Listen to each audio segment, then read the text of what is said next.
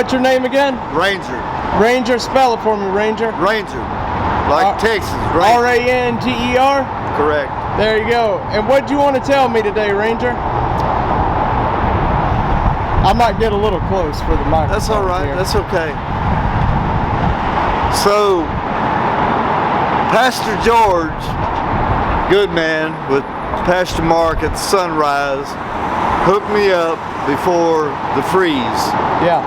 Last week, December 22nd, somewhere, Christmas Eve. A 6-man tent right over there. Where that green was at, I had one identical, the green top. Gave me a brand new sleeping bag, brand new tent. And that's Gary over there. I know Don. So, a doctor's appointment on Tuesday last week, which would have been the 22nd or 21st. So I left that morning. I told I had to go do said, well, the city is coming through. They're going to clean up.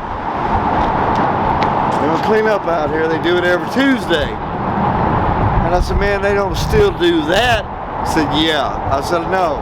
I talked to Judge Coffey. Yeah. 4 or 5 years ago.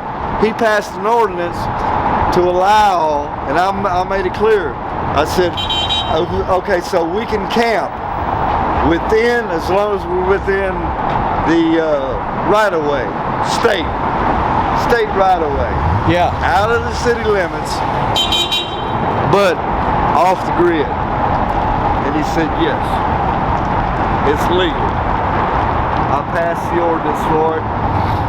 So let me ask you, Ranger, what's your problem with the state and the way they treat y'all here?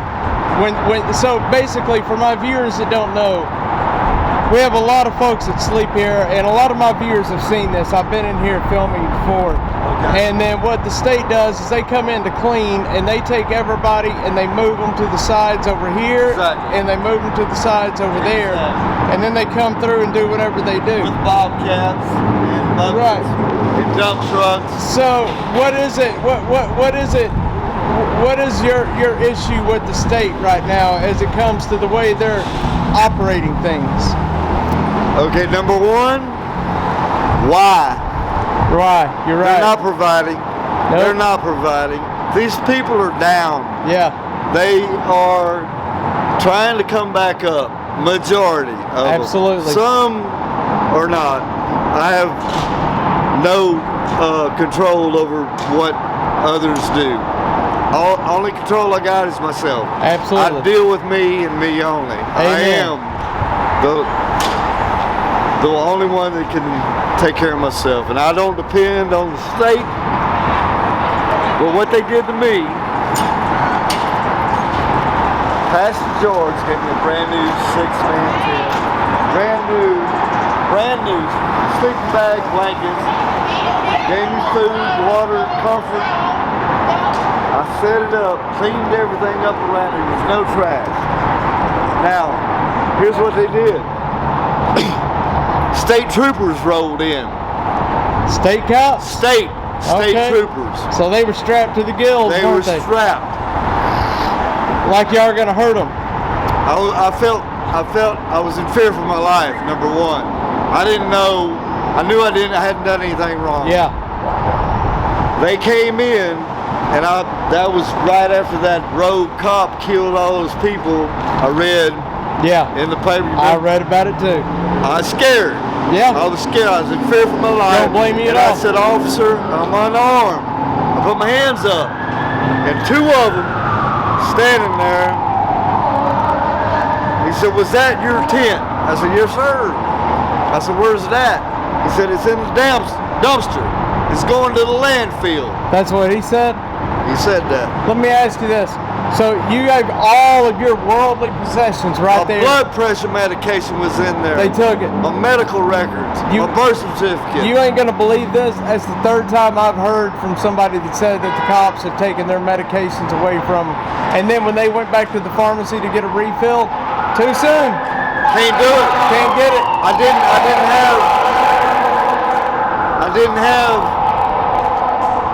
I didn't have my medical records, my map card. I didn't have, everything was in the tent. Yeah. The tent was clean. There was nothing illegal. No drugs. I don't do drugs. I'll drink a beer every once in a while if I can Nothing wrong afford with it. that, man.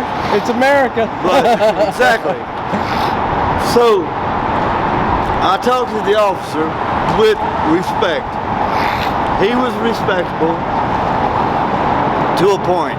Right. With his hands in his vest. In his thing there. Yeah, standing like that. I know how they stand. And I told him, I said, you got military vets out here. You got guys that are handicapped.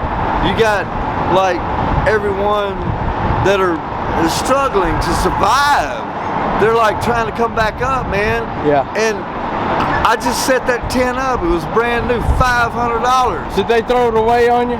They crushed it. They brought in a bobcat, crushed it, scooped it up in a bucket, and threw it in one of those containers. So, if I'm not mistaken, the law says they have to give you a certain period of time to get your stuff He out. said no. I asked him that. He said it's posted. There's a sign down there. Yeah. There's a sign down there. I said, no, sir. I've walked that. I said, I'm not down there and I'm not over there. I'm right here. He and said, he well, just took your stuff he and took chunked it. He took it. And I asked him, I said, now, where am I going to go? There's a frost warning, early warning, weather alert. It's going to drop down to the single digits. Freeze warning. No blanket. Took my blanket, my sleeping bag, my tent. Now, where am I going to go? And he looked at me and he said, he looked at the other officer. They looked at each other. They looked back at me. And we're like, anywhere. Let me ask you, Ranger, since the cold spell was coming, you know, we knew for a few days that it was coming. Yeah. Did any of the city workers come down here and tell y'all that it was coming, tell y'all where warming centers were No. at or anything? No. They just No. left you to your own? Yep. So some folks don't have phones, they'd never know it was coming. I don't have one. So you'd never know it was coming until it was here. I knew because of sunrise. Yeah. Pastor Mark. So basically, if you didn't know by that night, you could have froze to death. Exactly. Yeah, that was almost to me like they wanted me dead. A state trooper hired to protect and serve what? I asked him for a warrant, piece of paper. Where'd it come from? The mayor? The governor? Who issued this? Your captain? I said, who's your lieutenant? Yeah. And then that's when his stripes came out. He was a sergeant. I respect that. Yeah. The man's got a job to do. He was sent here on orders. I get that. Now, the thing about it is, This is my coworker, Tim. oh, okay, cool. He was homeless and an addict as well. So he knows. Yeah, he I'm knows. not an addict. Never was. All of us that work with, I have a. Let me pause this. Somebody Go got- ahead, y'all just chill and talk. Yeah. Tim knows how to talk. Yeah. So tell us about what happened with your medication. And like what happened today with the tent. It wasn't today. It wasn't today? It was last Tuesday. Last Tuesday. Okay. Did they come Yeah. through every week and do this? A week right? ago, yeah. Okay. That's, yeah. I've been gone 2 years, okay? I just got back.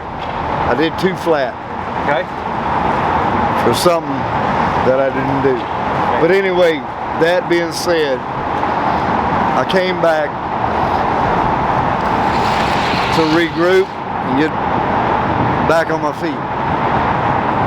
So I had a Greyhound bus out of Beaumont, made it back to Austin, called my brother. My brother hooked me up with what I left 2 years ago, which what you see I'm wearing is all I got. And that's not warm enough for out here. No. That's Well, That's what I got. That's all. Hey, I I got an extra coat if you want it.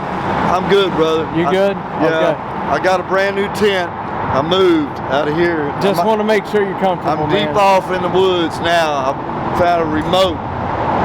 Out of place, out of mind. Don't let sight. anybody know where that's at. I can tell you, but you wouldn't find it.